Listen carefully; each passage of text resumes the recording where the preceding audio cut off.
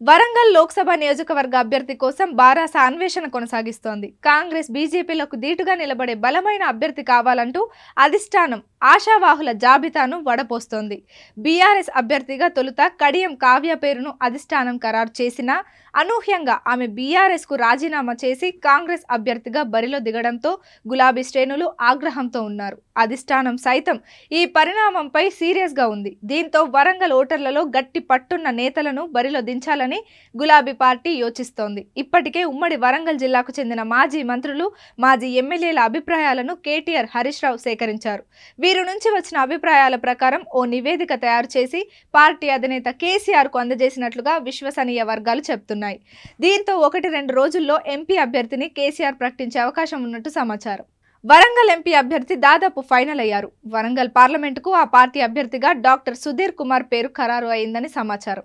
ప్రస్తుతం హనుమకొండ జిల్లా పరిషత్ చైర్మన్ గా సుధీర్ కుమార్ ఉన్నారు. 2001 నుంచి పార్టీలో కొనసాగుతున్నారు. మాజీ మంత్రి హరీష్ రావు అనుచరుడిగా ఉండడంతో కేసీఆర్ తో మాట్లాడి హరీష్ రావు ఆయనకు వచ్చేలా చక్రం తిప్పారని తెలుస్తోంది. ఉద్యమకారులు, పార్టీ లాయలిస్టులకు ఇవ్వాలనే పరిస్థితుల్లో సుధీర్ కుమార్ వైపు మొగ్గు చూపినట్లుగా విశ్వసనీయ వర్గాలు పేర్కొన్నాయి. ఇక పరిశీలనలో మరికొందరు పేర్లు సైతం ఉన్నాయి. నేడు లేదా రేపు అధికారికంగా ప్రకటన వచ్చే అవకాశాలు ఉన్నట్లుగా పార్టీ వర్గాలు పేర్కొంటున్నాయి. నాగర్ కర్నూల్ సీటు మాదిగ సామాజిక వర్గానికి, పెద్దపల్లి సీటు మాల సామాజిక వర్గానికి బీఆర్ఎస్ కేటాయించింది. దీంతో వరంగల్ సీటును మాదిగ సామాజిక వర్గం నేతకై ఇవ్వాలనే ఆలోచనలో అధిష్టానం ఉంది. ఇప్పటికే పార్టీకి టచ్ లో ఉన్న మాజీ ఉప మంత్రి తాటికొండ రాజయ్యను తెరపైకి తీసుకువచ్చేందుకు జనగామ ఎమ్మెల్యే పల్లా రాజేశ్వర్ రెడ్డి ప్రయత్నాలు చేశారు. అధిష్టానం పార్లమెంటుకు రాజయ్యను పంపేందుకు సిద్ధంగా లేదు. మరోవైపు మాజీ మంత్రులు హరీష్ రావు, కేటీఆర్లను కూడా కలిసి పోటీకి అవకాశం ఇవ్వాలని రాజయ్య కోరినట్టు ప్రచారం జరిగింది.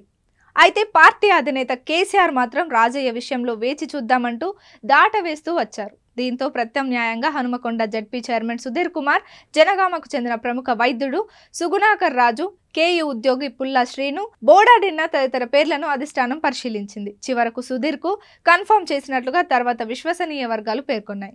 గెలుపు బాధ్యతలను మాజీ మంత్రి హరీష్ రావుకు అప్పగించేందుకు అధిష్టానం సిద్ధమైనట్లుగా తెలుస్తోంది. ఇప్పటికే సూచనలు చేసినట్టుగా సమాచారం.